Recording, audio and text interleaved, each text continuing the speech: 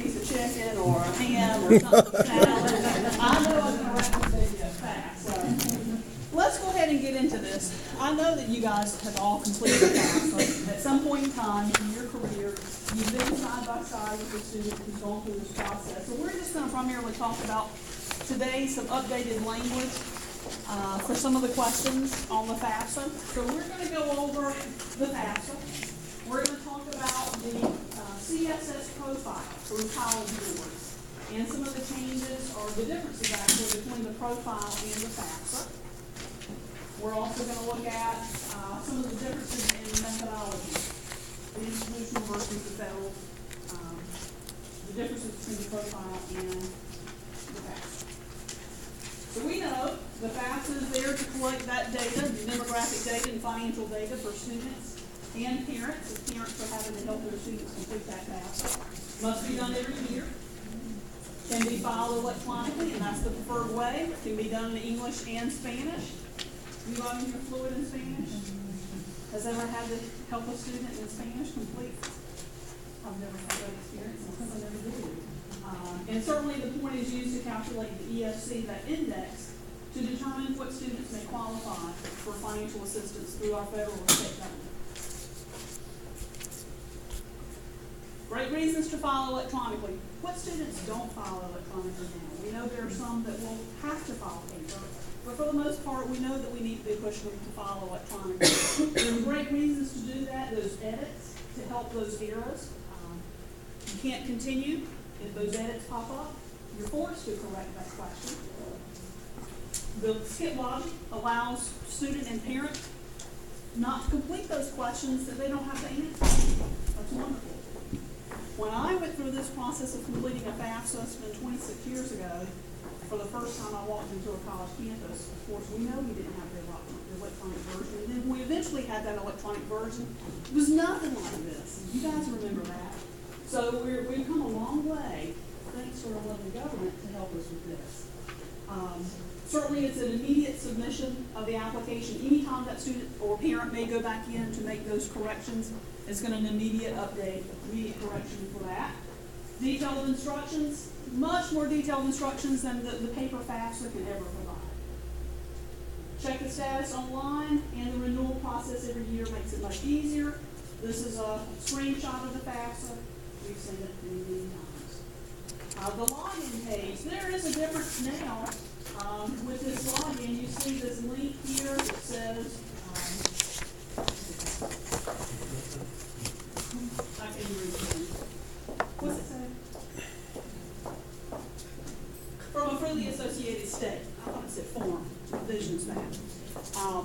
This is new this year on the FAFSA for those students that don't have a social security number and are not citizens of the freely associated states. Anybody know those freely associated states? Quiz you? Anybody know those? Indonesia? Two others? The Republic of the Marshall Islands, and I can't even pronounce the last one. Palau. Palau. Okay. Say, did we ever learn this anywhere? When do our students start learning this? Anyway, so this is new. This link will provide you with those students with more details. If they're not a citizen of the freely associated states and you don't have a social security number, you cannot complete a FAFSA.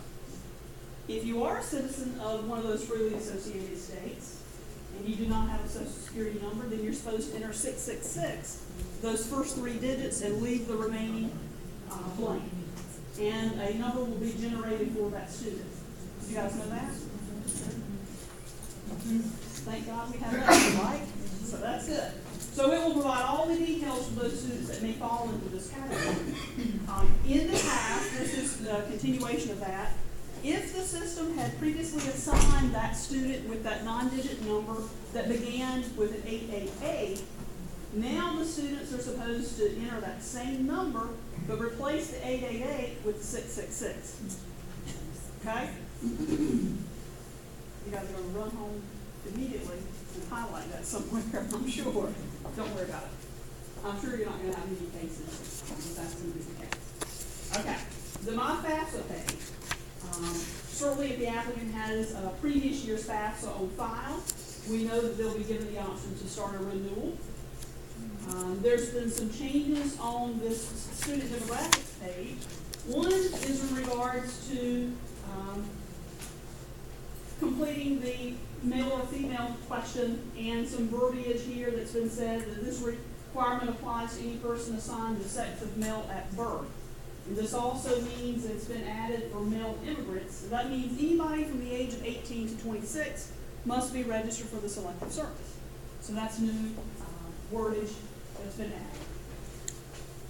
Everybody aware of that? Student eligibility page, let's just highlight a couple things here. There's been some changes, difference in words when it comes to the students receiving their high school diploma. So now it's going to read, high school diploma means you have received or will receive a U.S. high school diploma before the date that you plan to enroll, or that you have a foreign high school diploma that's equivalent to a U.S. diploma before the first day of enrollment. So that's different.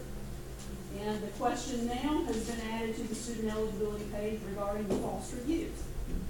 And if a student answers yes to this question, on their confirmation page or their student aid report and their student aid report, they'll be provided with a link to go out to find more information about aid for foster youth. So that's a change. On the school selection page, there's been a couple adjustments here as well. Now the student can rearrange their selections on the FAFSA. This one, all the information you report on the FAFSA will be sent to each college listed, including the names of the colleges, listed. If you do not want this information sent, do not add them on the FAFSA. Okay? If you do add any of the schools, then you have the option to arrange them, move them up, move them down. Doesn't particularly matter the order that they're on, except if you do wish to move your North Carolina schools up to the front, that could be your best eligibility for state aid if any of the colleges are moved to the front. The wordage here will tell you that. We'll tell the student that. I didn't see that this year when I filled out my FAFSA because I only put one college. When a college that I knew that would not contact me.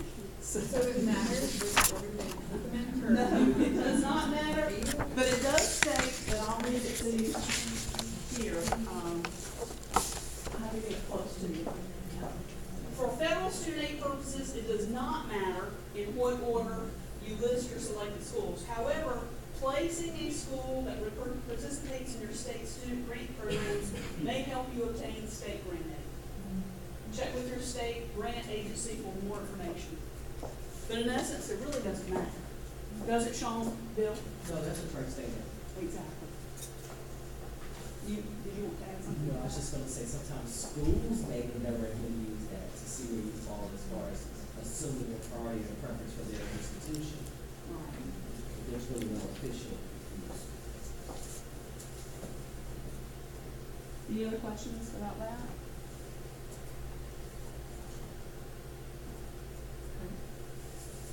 The dependency determination, we're now on to step 3 of the FAFSA, the 7 steps of the FAFSA for the student.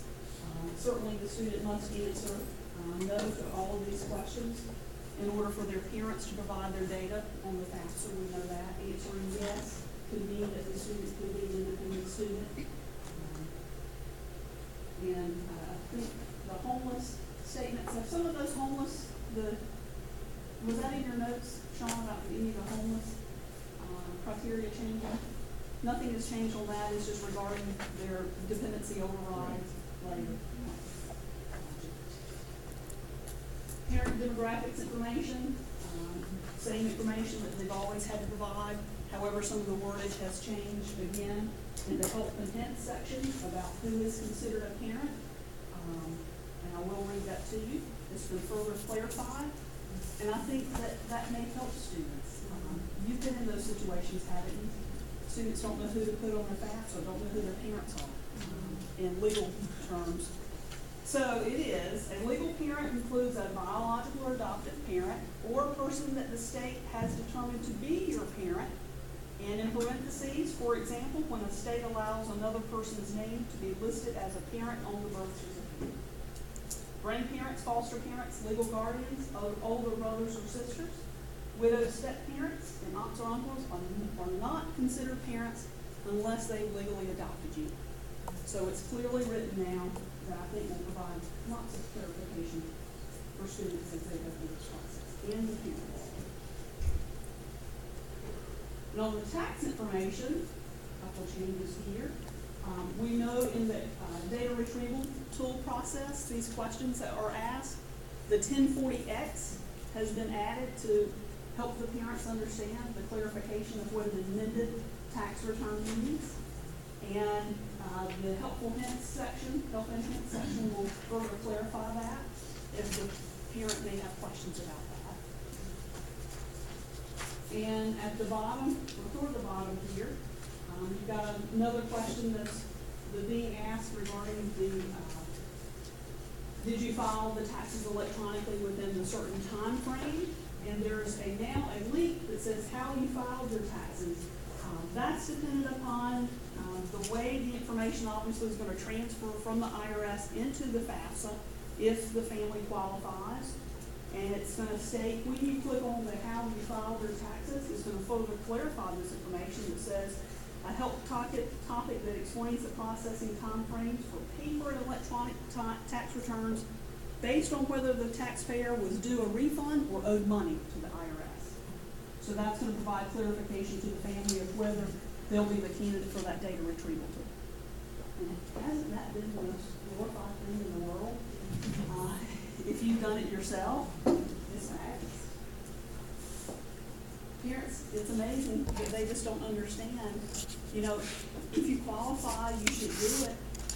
And how wonderful it's going to be to save the time in answering those financial questions for yourself. It's just, at FAFSA Day, I helped this year down at Pitt Community College, and it was just amazing. Students and families were like, this is it? You mean we're done? Yeah, you're done. You're done. You just saved yourself a lot of time by just doing what you just did.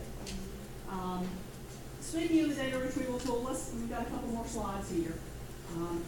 Even though some of the fields will be pre-populated, this is your time to make sure that they're correct, and you know that they have to be, they have to match the way you completed your tax returns, or it will not allow you to do the data retrieval tool.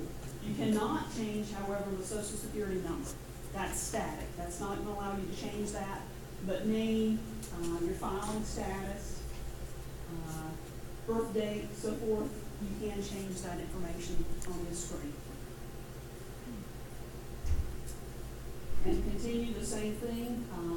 Once the information has been added, you actually have the option at the bottom to return to the FAFSA, so you're canceling this process of continuing, and you're going back to your FAFSA or continuing, and you're submitting this to the IRS, so you'll then have the option to transfer your data. So it's very simple, self-explanatory. Before you have the option to transfer the data, if that's your wish, you can print the page to review the information, to make sure it's correct if you wanted to do that, I guess. You must check the option here to transfer my tax information and select the button to transfer now, and the data rolls into your FAFSA. And you're going back into your FAFSA at that point and continuing the processing of it. The PIN, as we know it exists now. We know that may be changing, but for now, we still have a PIN. Students and families will sign their FAFSA with their PIN, their personal identification number. It's assigned to the unique individual. The exception, again, is for those parents who have the Social Security number beginning with zeros or those that begin with the 666, back to the freely associated states. Parents' PIN may be used for multiple children and for themselves if they're in school. You know that. Each student must have their own PIN. PIN will expire if it's not used for 18 consecutive months. Going back to the pin.ed.gov website, we know students and parents, for that matter, have the option to request a duplicate, activate their PIN, deactivate their PIN. All the options are listed there once they arrive on the pin.ed.gov signing the FAFSA, the student and the parent. It's an obvious spot there that the student must sign and agree to the terms. But there are also other ways that students and families can sign the FAFSA if they're not entering their PIN. They do have the option to print this particular page, or they can submit it and come back at a later time and enter their PIN to provide as their signature on the FAFSA.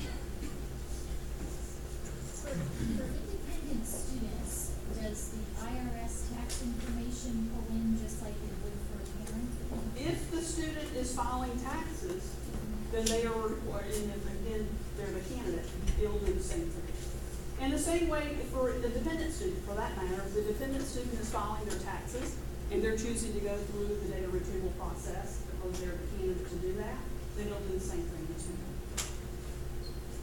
It's best for all participants in this FAFSA filing process if they can do the DRT to do data retrieval.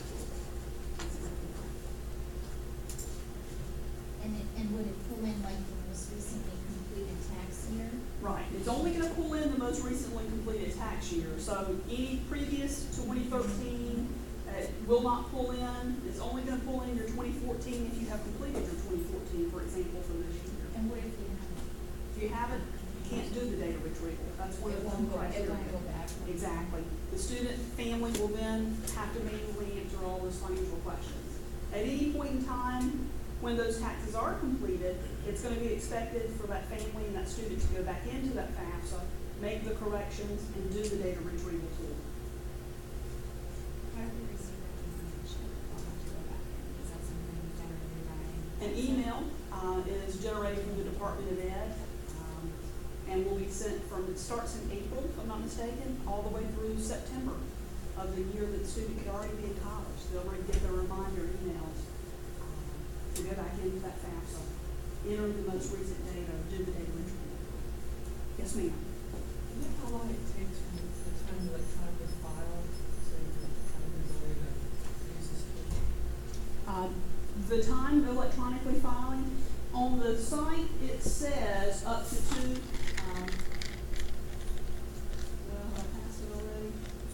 It states up to 2 weeks, 3 weeks. 3 weeks electronically or 6 weeks by paper. But I think most of us, or most of you in your offices have seen that it's less than 2 weeks. It may be 10 days.